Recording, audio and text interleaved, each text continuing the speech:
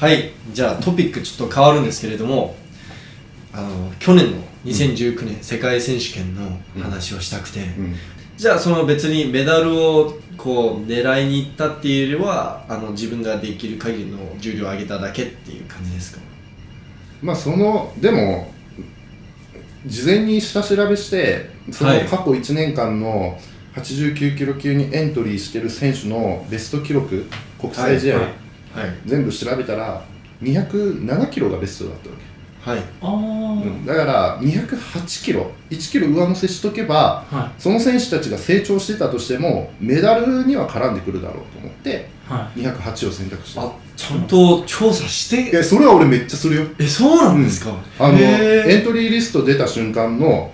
IWF のホームページ行ったら、選手の名前選んだら、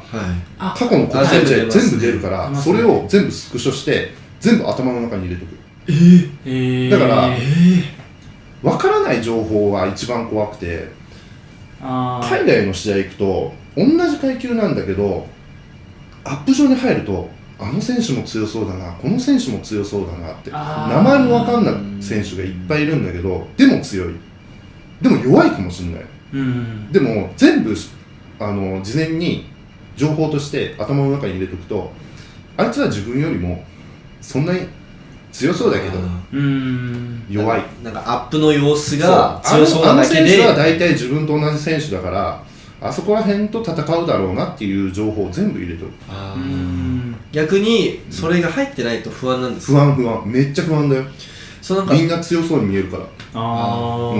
逆にその情報を常に知っている状態でトレーニングすると、なんか悪影響とかないんですか？ないよ全然。だって合わせればいいじゃん。そうです。この選手伸びてきたな、じゃあ自分も記録ここやっていかないといけないし。なんか逆に例えばですけど、いやこの選手俺より全然強いじゃん、やばい、どうしようとか焦ったりとかは特にないんですか？まあそれはないけどね、俺の場合はなんか種目で上がってこなくてもある程度補強を積んでれば試合の時に上がってくるから、そういうタイプのリフターだし、でも海外って結構その練習前に調整段階で結構種目をバンバン上げてきて、でピーク持ってって試合に入ってくるっていう選手が多いから、だから試合で必ずその記録をやってくるかって言ったらそうじゃない、ちょっと落としてくる。現状とかも含めて、だからそこのピーキングの持っていき方は結構俺は自分ではうまいと思ってる。ここに合わせたら、ここで結果を出すって決めたらそれは必ず出せる。世界選手権で去年の世界選手権で確かトータルは5ですよね。なんでB セッションでエントリーしたんですか？それはね、もう自分の権限はない。監督がもうこれで出しておいたからっていうのに選手はもう何も反応はしない。それは監督が決めたことだ。あれですよね、エントリーしたトータルが低かったから B セッションになっちゃったって感じですよね。日本はね、比較的攻めた試合でも日本は本当に真面目で自分のベストの、5キロから8キロ下、ってなると必然的に B グループに入っちゃう、ギリギリ。実力はもっと上だけどっていう。だから結構みんな日本選手は頑張ればベストトータルでエントリーしたら入ると思うんですけどね。じゃあもうなんか僕の勝手な予想だったんですけれども、あまり緊張しい状態で試技したくないから余裕持ってやるために B セッションで、それも監督の中ではあると思う。やっぱり試合、国際試合においては今オリンピック選考かかってるから、どちらかというと順位を狙うよりもポイントを稼ぐ、ポイントを稼ぐには記録をやらないといけない。だから自分の自己ベストを更新するにはそういうちょっと失格のリスクを。じゃあ僕が一番気になってることなんですけど、2018年世界選手権でもそうだったんですけど、2019年世界選手権でもスニーカーでスナッチしたじゃないですか。2019年ではリーボックで、2018年ではメトコン、ナイキのメトコンだったから、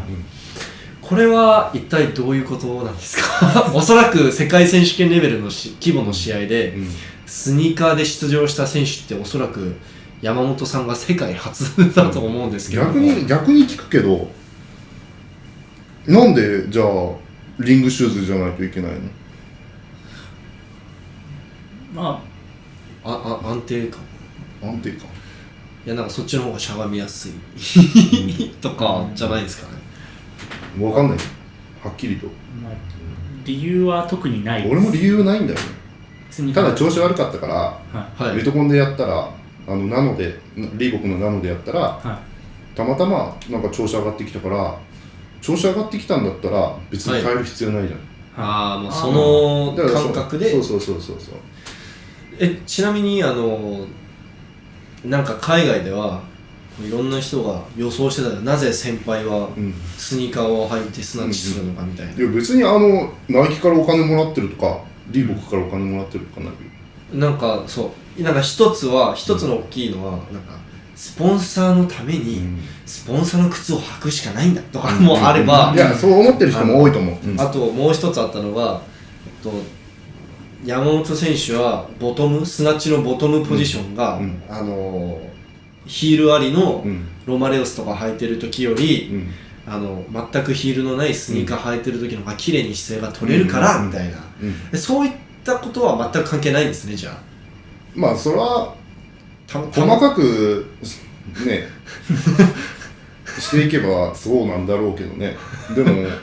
分かんないよ、その試合前になるとやっぱり俺もリングシューズの方がいいと思っちゃってるから、だからそれでずーっとやってるんだけど調子上がらずに、でちょっと気分転換になんか練習場入ってきて今日は軽いのでやろうって時に、運動靴でやるんよ、メトコンとかナノとかで、ってやった時の方がなんかすごい良くて、だから深い考えじゃなくて、たまたまなんかそれでやってたら良かったっていう。その動画見てても、やっぱりリフティングシューズ履いてる時よりは、そのスニーカー履いてる時の方がやっぱり膝がこう若干ブレてて安定感がやっぱりその下がソールの部分がなんていう柔らかいじゃないですか。だから安定感があんまりないと思うんですけど、それは特に気にならなかったんですか？どうなんだろうね、上がっちゃえばいいと思ってるから。結局はそうですね。そうだからなんか試合前は本当になんかね、もう手遅れだから、1ヶ月前ぐらいから